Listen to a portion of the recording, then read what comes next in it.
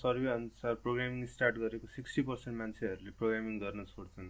किन छोड्छन् त लाउने एउटा एक्जाम्पल लिएर हेरौँ। यो कोड हेरेर नआत्तिनु होला, यो कोड भनेको रेफरेन्सको लागि मात्र हो। पछि गएर हामी यो भन्दा नि अझै कम्प्लेक्स प्रोग्रामहरू गर्नेछौँ र यो प्रोग्रामको म हजुरलाई 3टा प्रब्लम देखाउँछु। फर्स्ट भनेको यसको डिक्सनरी अथवा डाटा फाइल यो कोड भित्रै छ, जुन चाहिँ एकदम नराम्रो प्र्याक्टिस हो। सधैँ डाटालाई कोड भन्दा सेपरेटली राख्नुपर्छ। यो प्रोग्रामको अर्को प्रब्लम भनेको यो युजर फ्रेन्डली छैन। प्रोग्राम रन त हुन्छ तर हजुरहरूले युजरलाई यस्तो दिन हुँदैन, किनकि युजरहरूले GUI अथवा ग्राफिकल युजर इन्टरफेस खोज्छन्। सपोज तपाईले यो प्रोग्राम कसैलाई सेयर गर्न पर्यो अथवा सेल गर्न पर्यो।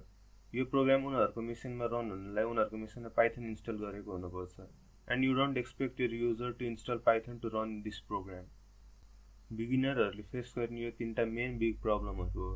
हुन त यो प्रोग्राम रन हुन्छ, but there is a gap between writing a program that works and making a program work in real life. उनीहरूले बेसिक्स थाहा हुन्छ, प्रोग्रामिङ अथवा कोडिङ पनि आउँछ, तर यसले रियल वर्ल्डमा कसरी ट्रान्सलेट गर्ने उनीहरूले बुझेका हुँदैनन्।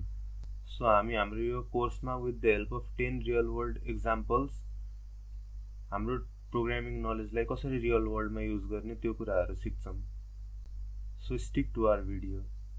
कोर्स सुरु गर्नुभन्दा अगाडि तपाईले केही कुराहरू डाउनलोड गर्नुपर्ने हुन्छ। त्यसैले सुरुमा तपाईले आफ्नो ब्राउजर खोल्नुस् र python.org मा गएर पाइथन डाउनलोड गर्नु। एन्ड डाउनलोड गर्दा पाइथन 3 नै डाउनलोड गर्नु। पुरानो भर्सन छ भने अनइन्स्टल गरेर यही इन्स्टल गर्नु, पाइथन 3। पाइथन कोड लेख्न र रन गर्न हजुरहरूलाई एउटा IDE चाहिन्छ।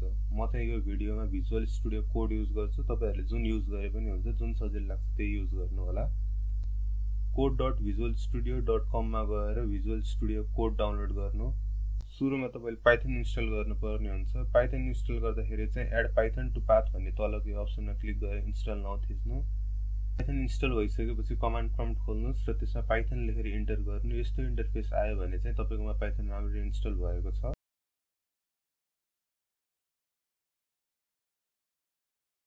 त्यसपछि बल्ल तपाईले भिजुअल स्टुडियो इन्स्टल गर्नु।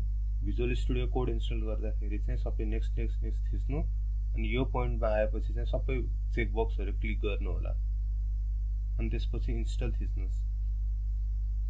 यो दुईटै कुरा राम्ररी इन्स्टल भइसकेपछि हामी आफ्नो कोर्सतिर जाने रेडी छौं। र यो इन्स्टल गर्दा केही प्रब्लम आयो भने कमेन्टमा गएर आफ्नो क्वेरीजहरु राख्नु होला र हामीलाई सपोर्ट गर्नको लागि हाम्रो भिडियो सब्स्क्राइब गर्नु होला।